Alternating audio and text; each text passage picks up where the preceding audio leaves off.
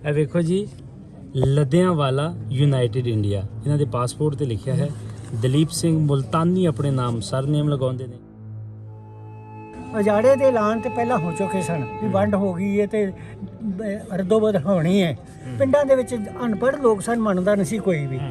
ਫਿਰ ਆਖਰਕਾਰ ਉਹ ਟਾਈਮ ਆ ਹੀ ਗਿਆ ਜਦੋਂ ਨਿਕਲ ਜਾਓ ਹੋ ਗਈ। ਜਥੇਦਾਰ ਜਿਹੜੇ ਉਸ ਵੇਲੇ ਦੇ ਸਨ ਲੋਕ, ਉਹਨਾਂ ਨੇ ਘੋੜੀਆਂ ਤੇ ਚੜ੍ਹ ਕੇ ਪੱਲਾ ਫੇਰ ਦਿੱਤਾ ਵੀ ਜੇ ਅਸੀਂ ਮਰ ਗਏ ਤੇ ਤੁਸੀਂ ਦਰਿਆ ਛਾਲ ਮਾਰ ਦੇਣੀ। ਅੱਛਾ, ਇਹ ਹਾਲ ਉਸ ਵੇਲੇ ਹੋਇਆ।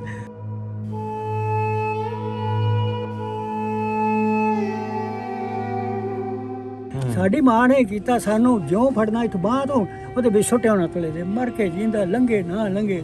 ਉਹਨੇ ਵਾਰੀ 4 ਭਰਾ ਸਾਂ, ਇੱਕ ਭੈਣ ਸੀ, ਇੱਕ ਮੇਰੇ ਤੋਂ ਛੋਟਾ ਭਰਾ ਸੀ, ਉਹ ਰਹਿ ਗਿਆ ਪਾਰ। ਅੱਛਾ, ਉਹ ਪਾਰ ਰਹਿ ਗਿਆ। ਹੋਰ ਵੀ ਬੜੀ ਦੁਨੀਆ ਕੁਝ ਰਹਿ ਗਈ ਸੀ ਤੇ ਬੜੀ ਦੁੱਖ ਵਾਲੀ ਗੱਲ ਹੋਈ। ਬਹੁਤ ਸਾਰੇ ਤੁਹਾਨੂੰ ਦੱਸਿਆ ਵੀ ਜਾਨ ਖਾਨ ਨੰਬਰਦਾਰ ਸਾਡੇ ਘਰ ਦੇ ਕੋਲ ਹੀ ਉਹਦਾ ਘਰ ਸੀ। ਇੱਕ ਮੁਹੰਮਦ ਬਸ਼ੀਰ, ਉਹ ਵੀ ਜਮਾਤੀ ਸਾਡਾ। ਗੁਲਾਮ ਕਾਦਰ ਜਿਹੜਾ ਹੈ ਨਾ ਮੁੰਡਾ ਜਾਨ ਖਾਨ ਦਾ, ਉਹ ਵੀ ਮੇਰੇ ਨਾਲ ਪੜ੍ਹਦਾ ਸੀ। ਜ਼ਬਰਦਸਤ। ਇੱਕ ਸਭ ਤੋਂ ਵੱਡੀ ਗੱਲ ਹੈ ਕਿ ਚੌਂਕੀਦਾਰ ਇੱਕੋ ਹੀ ਸੀ ਪਿੰਡ 'ਚ, ਮੁਸਲਮਾਨ ਸੀ। ਤੇ ਹਸੈਨ ਅਲੀ ਦਾ ਮੁੰਡਾ ਸੀ ਉਹ, ਮੁਹੰਮਦ ਮਨੀਰ। ਅੱਛਾ, ਇਹ ਬਹੁਤ ਪੱਕੀ ਤਰ੍ਹਾਂ ਯਾਦ ਹੈ ਮੈਨੂੰ। ਦਾਦਾ ਮੇਰਾ ਸੀ ਵਧਾਵਾ ਸਿੰਘ। ਅੱਛਾ, ਪਿਤਾ ਦਾ ਨਾਮ ਸੀ ਪ੍ਰਭਾ ਸਿੰਘ। ਅੱਛਾ, ਇੱਕ ਚਾਚੇ ਦਾ ਨਾਮ ਸੀ ਸ਼ਰਮ ਸਿੰਘ, ਇੱਕ ਦਾ ਨਾਮ ਸੀ ਹਜ਼ਾਰਾ ਸਿੰਘ, ਇੱਕ ਦਾ ਨਾਮ ਸੀ ਰਾਧਾ ਸਿੰਘ। ਤੇ ਤੁਹਾਨੂੰ ਆਪਣਾ ਪਿੰਡ ਲੁਧਿਆਣਾ ਵਾਲਾ ਯਾਦ ਆ ਜਾਂਦਾ? ਹਰ ਵੇਲੇ ਬੜਾ ਯਾਦ ਥਾਂ ਆਪਣੇ ਖੂਹ, ਆਪਣੇ ਘਰ, ਹੋਰ ਸਾਰੇ ਪਿੰਡ ਦੇ ਬੱਚੇ ਨੂੰ ਮੈਂ ਸ਼ਕਲ 'ਚ ਜਾਣਦਾ ਸੀ।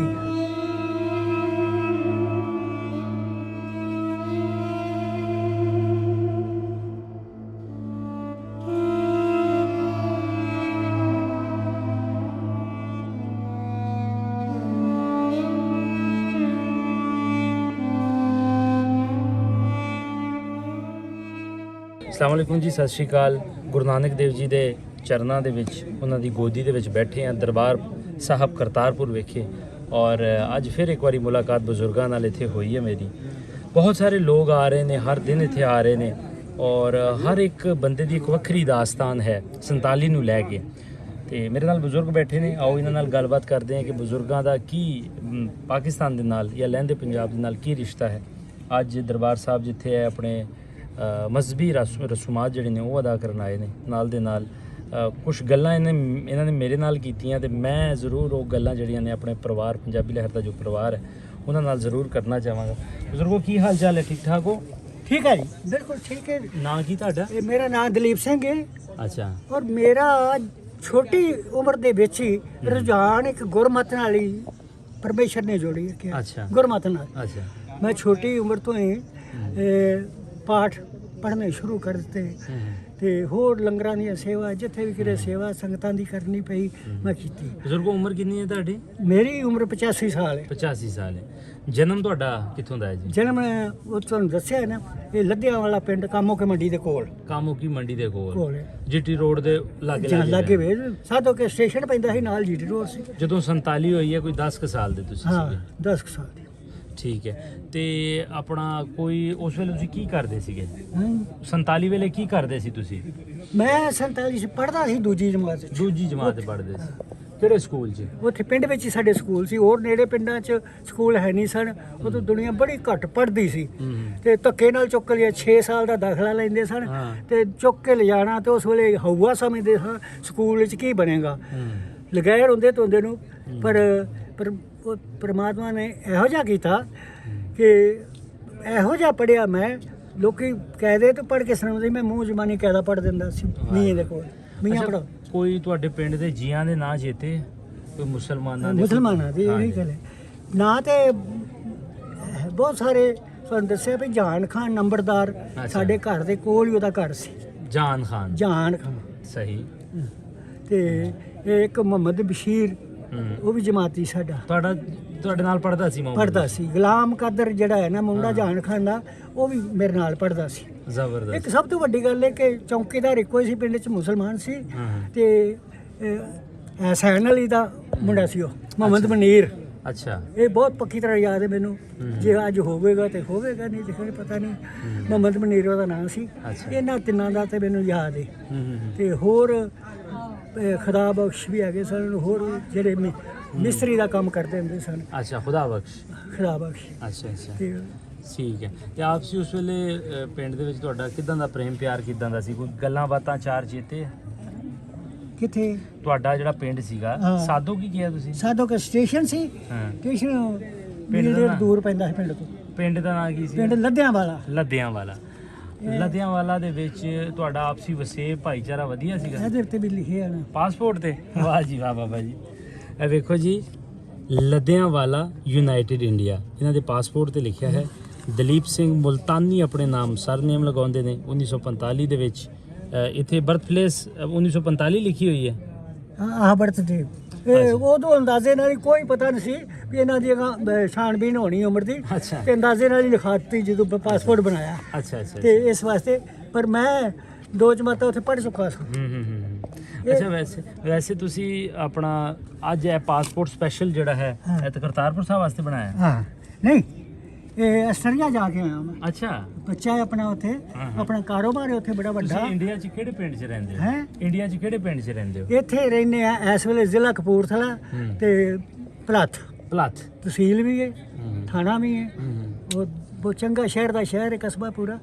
ਬੜਾ ਨਾਮ ਹੈ ਭਲੱਥ ਭਲੱਥ ਵਿੱਚ ਜੀ ਜੀ ਜੀ ਜੀ। 20-25 ਮੀਲ ਦੂਰ ਹੈ ਕਪੂਰਥਲੇ ਤੋਂ। ਤੁਹਾਡੇ ਵਾਲਦ ਪਿਤਾ ਜੀ ਦਾ ਨਾਮ ਦੱਸੋ ਤਾਂ ਕਿ ਹਾਂ। ਜਿਹੜੇ ਲੱਦਿਆਂ ਵਾਲੇ ਦੇ ਲੋਕ ਨੇ ਉਹਨਾਂ ਨੂੰ ਪਤਾ ਚੱਲ ਸਕੇ ਤੁਹਾਡੇ ਪਿਤਾ ਜੀ ਦਾ ਨਾਮ। ਹਾਂ, ਬੜਾ ਚੰਗਾ। ਦਾਦਾ ਮੇਰਾ ਸੀ ਵਧਾਵਾ ਸਿੰਘ, ਅੱਛਾ ਪਿਤਾ ਦਾ ਨਾਮ ਸੀ ਪ੍ਰਭਾ ਸਿੰਘ। ਅੱਛਾ। ਇੱਕ ਚਾਚੇ ਦਾ ਨਾਮ ਸੀ ਸ਼ਰਮ ਸਿੰਘ, ਸਹੀ। ਸ਼ਰਮ ਸਿੰਘ।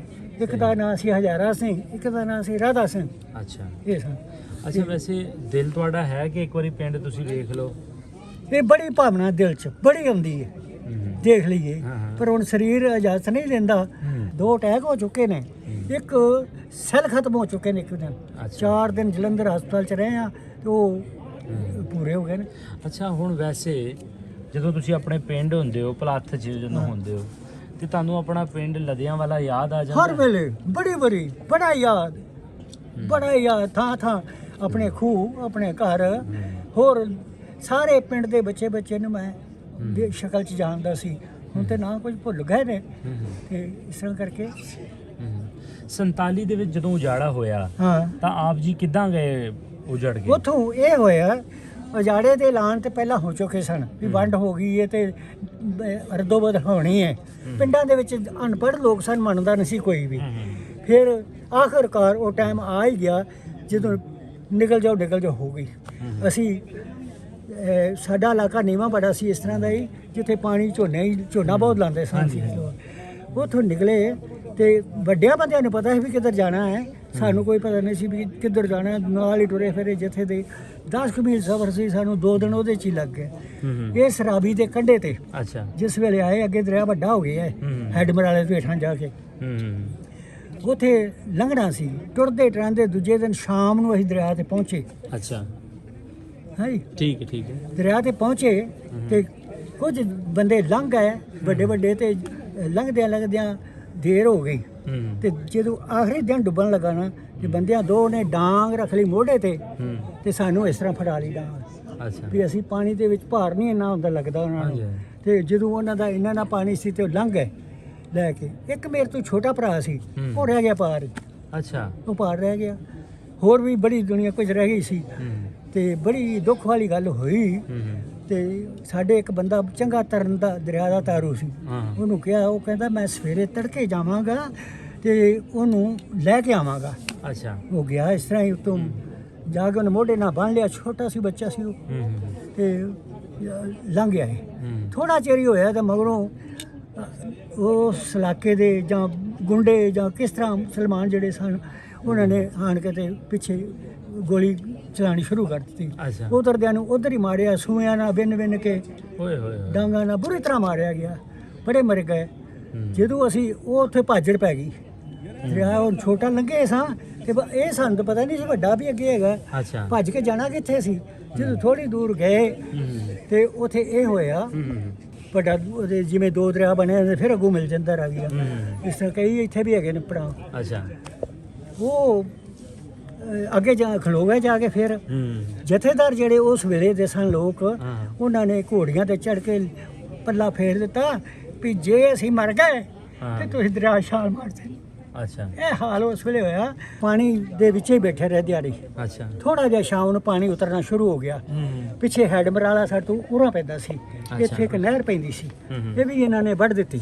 ਅੱਛਾ ਉਹਦਾ ਪਾਣੀ ਵਿੱਚ ਹੀ ਦਰਿਆ 'ਚ ਛੱਡ ਦਿੱਤਾ। ਅੱਛਾ ਤੇ ਜਦੋਂ ਇਹ ਪਾਣੀ ਲੈ ਗਿਆ ਤੇ ਸਾਡੇ ਲੋਕ ਚੰਗੇ ਦਰਾਛੇ ਲੋਕ ਸਨ, ਇਹਨਾਂ ਨੇ ਪਿੱਛੋਂ ਲੱਕੜ ਰੋੜ ਕੇ ਆਉਣੀ, ਜਿਹੜੀ ਵੀ ਆਉਣੀ ਲੱਕੜਾਂ ਫੜ ਫੜ ਕੇ, ਕਿਸੇ ਨੇ ਆਪਣੀ ਪੱਗ, ਕਿਸੇ ਨੇ ਚਾਦਰ, ਕਿਸੇ ਨੇ ਕੋਈ ਚੀਜ਼, ਉਹਨੂੰ ਬੰਨ੍ਹ ਕੇ ਇੱਕ ਤੁਲਾ ਬਣਾ ਲਿਆ। ਅੱਛਾ ਤੁਲਾ ਬਣਾਇਆ ਜਿਸ ਵੇਲੇ, ਉਹਦੇ ਉੱਤੇ ਸਲਾਹ ਕਰ ਲਈ ਵੀ ਹਰ ਘਰ ਦਾ ਇੱਕ ਜੀ ਬਿਠਾਵਾਂਗੇ, ਜੇ ਕਿ ਡੁੱਬ ਵੀ ਗਿਆ ਕਿਸੇ ਦਾ ਇੱਕੋ ਹੀ ਡੁੱਬੇ।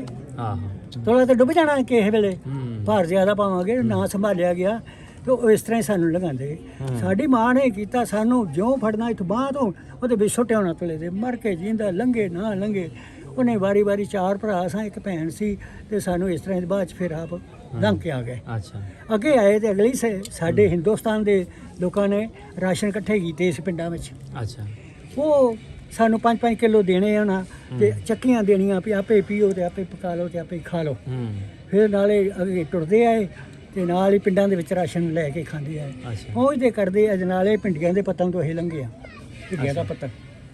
ਉੱਥੋਂ ਲੰਘ ਕੇ ਜਿਸ ਵੇਲੇ ਤੇ ਪਹੁੰਚੇ ਆ ਅੰਮ੍ਰਿਤਸਰ, ਇੱਥੇ ਲੰਗਰ ਲੱਗੇ ਸੀ ਬੜੇ ਸੇਠਾਂ ਦੇ। ਅੱਛਾ ਲੰਗਰ ਲਾਏ ਹੋਏ ਸਨ ਤੇ ਅਸੀਂ ਸਾਰਾ ਦਿਨ, ਛੋਟੇ ਸਾਂ, ਸਾਰਾ ਦਿਨ ਲੰਗਰਾਂ 'ਚ ਹੀ ਰਹਿਣਾ, ਖਾਣ 'ਚ ਹੀ ਲੱਗੇ ਰਹਿਣਾ, ਹੋਰ ਸਾਨੂੰ ਕੰਮ ਕੋਈ ਨਹੀਂ ਸੀ।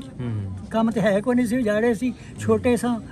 ਤੇ ਕੁਝ ਦਿਨ ਉੱਥੇ ਰਹੇ ਤੇ ਫਿਰ ਸਾਨੂੰ ਹਿੰਦੁਸਤਾਨ ਸਰਕਾਰ ਨੇ 2 ਮਿੰਟ ਸਰਕਾਰ ਨੇ ਸਾਨੂੰ ਉੱਥੋਂ ਭਜਾਤਾ ਵੀ ਨਿਕਲ ਜਾਓ ਇੱਥੋਂ ਤੁਸੀਂ। ਇਹ ਜੀਟੀ ਰੋਡ ਹੈ, ਇਹ ਕਿਸੇ ਵੇਲੇ ਵੀ ਇੱਥੇ ਫਾਇਰਿੰਗ ਹੋ ਸਕਦੀ, ਦੁਸ਼ਮਣ ਦੀ ਆ ਸਕਦਾ। ਉੱਥੋਂ ਫਿਰ ਉਹਨਾਂ ਦਿਨਾਂ 'ਚ ਜਥੇ ਨੂੰ ਰੇਲ ਮਿਲਦੀ ਹੁੰਦੀ ਸੀ, ਮਾਲ ਗੱਡੀ। ਅੱਛਾ ਵੀ ਜਿੱਥੇ ਜਾਣਾ ਤੁਸੀਂ ਦੱਸ ਦਿਓ ਤੇ ਚੜ੍ਹਨਾ ਛੱਤ ਤੇ ਪਏਗਾ। ਅੱਛਾ ਸਮਾਨ ਤਾਂ ਸਾਡੇ ਕੋਲ ਹੈ ਹੀ ਕੋਈ ਨਹੀਂ ਸੀ ਕਿਸੇ ਕੋਲ। ਹਾਂ ਉਹ ਅਸੀਂ ਉੱਥੋਂ ਰੇਲ ਕੀਤੀ ਤੇ ਜਲੰਧਰ ਕਪੂਰਥਲਾ ਪਹੁੰਚ ਗਏ। ਇਹੋ ਟਾਈਮ ਸੀ, ਪਹੁੰਚੇ ਤੇ ਉੱਥੇ ਅੱਗੇ ਕਰਫਿਊ ਲੱਗੀ ਆ। ਅਸਲਾਮ ਭਾਈ ਦੇ ਲੋਕ ਜਿੰਨੇ ਪਿੰਡਾਂ ਚੋਂ ਨਿਕਲੇ ਸਨ, ਉਹ ਵੀ ਜਾ ਕੇ ਸੜਕਾਂ ਤੇ ਬੈਠੇ ਸਨ ਬਾਹਰ ਜਾਣ ਵਾਸਤੇ ਉਧਰ। ਅੱਛਾ ਤੇ ਆਪੋ ਆਪਣੀ ਪਈ ਸੀ ਜਿੱਦਾਂ ਆਪਣੀ ਸਾਡੇ ਲੋਕਾਂ ਨੇ ਫਿਰ ਹੀ ਕੀਤਾ, ਪੁਲਿਸ ਨੂੰ ਮਿਲ ਕੇ ਜਾਂ ਕਿਸ ਤਰ੍ਹਾਂ ਵੀ ਅਸੀਂ ਵੀ ਜਾੜ ਕੇ ਆਏ ਆ ਸਭ ਕੁਝ, ਤਾਂ ਸਾਨੂੰ ਵੀ ਲੁੱਟ ਲੈਣ ਦਿਓ। ਉਹਨਾਂ ਦੇ ਸਮਾਨ ਉਸ ਤਰ੍ਹਾਂ ਹੀ ਲੁੱਟ ਕੇ ਲੈ ਆਏ, ਗੱਡੇ ਭਰਾਏ, ਜੋ ਕੋਈ ਕਿਸੇ ਨੂੰ ਚੰਗਾ ਮਿਲਿਆ, ਪੈਸਾ ਮਿਲਿਆ, ਕੁਝ ਮਿਲਿਆ। ਅੱਛਾ ਬਜ਼ੁਰਗੋ, ਇੱਕ ਗੱਲ ਦੱਸੋ, 47 ਤੋਂ ਪਹਿਲੇ, ਵੰਡ ਤੋਂ ਪਹਿਲੇ, ਹਾਂ, ਜਿਹੜਾ ਤੁਹਾਡਾ ਲੱਦਿਆਂ ਵਾਲਾ ਪਿੰਡ ਸੀ, ਆਪਸੀ ਵਸੇਬ ਠੀਕ ਸੀਗਾ?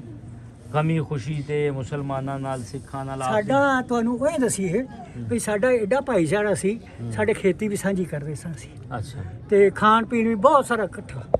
ਖਾਸ ਕਰਕੇ ਮੇਰੇ ਪਿਓ ਨੇ ਮੁਸਲਮਾਨਾਂ ਨਾਲ ਰਲ ਕੇ ਖੇਤੀ ਕੀਤੀ ਸੀ। ਅੱਛਾ ਤੇ ਕੋਈ ਪਰਹੇਜ਼ ਨਹੀਂ ਸੀ, ਕੋਈ ਬੁਰਾਈ ਨਹੀਂ ਸੀ, ਕੋਈ ਦੀਨ ਗਮੀ ਮੌਜੂਦ। ਤੇ ਖੁਸ਼ੀ ਤੇ ਆਣਾ ਜਾਣਾ ਹੈ ਸੀ, ਖੁਸ਼ੀ ਗਮੀ ਤੇ, ਹਾਂ ਜਿਵੇਂ ਖੁਸ਼ੀ ਗਮੀ, ਈਦ, ਦੀਵਾਲੀ। ਹਾਂ ਬਹੁਤ ਜ਼ਿਆਦਾ।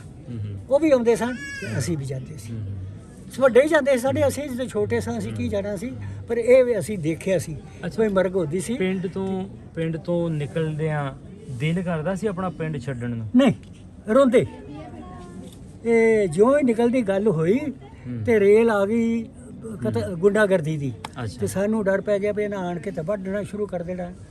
ਤੇ ਸਾਡੀ ਮਾਂ ਨੇ ਤੰਦੂਰ ਦਾਇਆ, ਰੋਟੀਆਂ ਚੰਗੀਆਂ ਪਕਾ ਲਈਆਂ, ਹੋਰ ਕੋਈ ਸਮਾਨ ਤਾਂ ਚੁੱਕਣਾ ਨਹੀਂ ਸੀ, ਨਾਲ ਅਚਾਰ ਲੈ ਲਿਆ ਵੀ ਜਿੱਥੇ ਹੋਵੇਗਾ ਰੋਟੀਆਂ ਤੇ 2 ਖਾਣਗੇ ਨਿਆਣੇ। ਤੇ ਪਿੰਡੋਂ ਨਿਕਲੇ ਆ, ਉਹ ਸਾਨੂੰ ਵਿਦਿਆ ਕਰਨ ਆਏ ਨੇ ਪਿੰਡ ਵਾਲੇ। ਅੱਛਾ ਪਿੰਡ ਵਾਲੇ ਇੰਨਾ ਪਿਆਰ ਸੀ। ਕੁਝ ਚਿਰਾਂ ਦੇ ਬਾਅਦ ਹੀ ਫਿਰ ਗੁੰਡਾਗਰਦੀ ਉਹਨਾਂ ਦੀ ਫੈਲੀ, ਮਾਰ ਦਿਓ ਤੇ ਮਾਰ ਦਿਓ, ਮਾਰਨਾ ਸ਼ੁਰੂ ਕਰ ਦਿੱਤਾ ਫਿਰ ਇੱਕ ਦੂਜੇ ਨੂੰ। ਤੁਹਾਨੂੰ ਦੱਸਿਆ ਵੀ ਰਾਵੀ ਤੱਕ ਆਂਦੇ ਸਾਡੇ ਪਿੰਡ ਤੋਂ ਕੱਢੇ ਹੀ ਗਏ ਹੋ, ਫਿਰ ਆਪ ਨਹੀਂ ਨਿਕਲੇ, ਕੱਢੇ ਹੀ ਗਏ ਹੋ? ਕੱਢੇ ਇਸ ਤਰ੍ਹਾਂ ਕਾਨੂੰਨ ਦੇ ਮੁਤਾਬਕ, ਜੋ ਸੰਵਿਧਾਨ ਨੇ ਵੰਡ ਕੀਤੀ ਸੀ ਨਾ ਹਿੰਦੁਸਤਾਨ ਪਾਕਿਸਤਾਨ ਨੇ ਅੰਗਰੇਜ਼ਾਂ ਨਾਲ ਬਹਿ ਕੇ, ਉਹਦੇ ਮੁਤਾਬਕ ਨਿਕਲੇ। ਅੱਛਾ ਇਹ ਹੋਇਆ ਸੀ ਗੱਲ, ਬਾਹਿਫਾਜ਼ਤ ਮਾਲੀ ਔਰ ਇਨਸਾਨੀ ਹਾਲਤ ਵਿੱਚ ਇਹਨਾਂ ਨੂੰ ਉਧਰ ਅਦਰ ਪਹੁੰਚਾਉਣਾ।